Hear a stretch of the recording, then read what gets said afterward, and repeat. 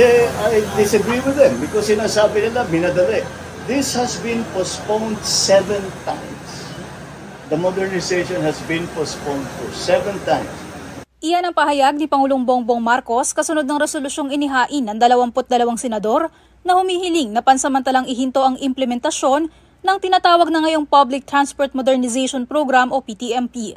Ginigiit ng mga senador na dapat itong i-review kasunod ng reklamo ng mga operator at driver na masyadong mahal ang mga modern jeepney.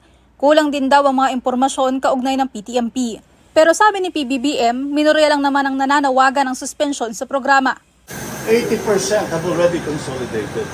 So paano naman?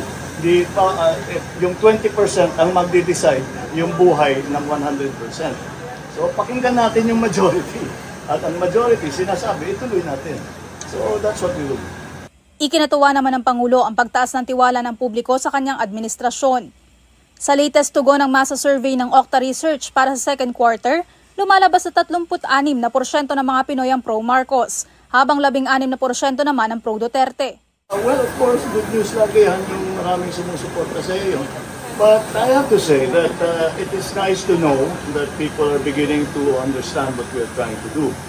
Nilinaw din ni Pangulong Marcos na hindi ang magandang resulta ng survey ang habol nila sa pagtatrabaho. Aniya, ginagawa nila ito para sa mga Pilipino. Mobile Journal Julie Baiza po, hatid ang mukha ng balita.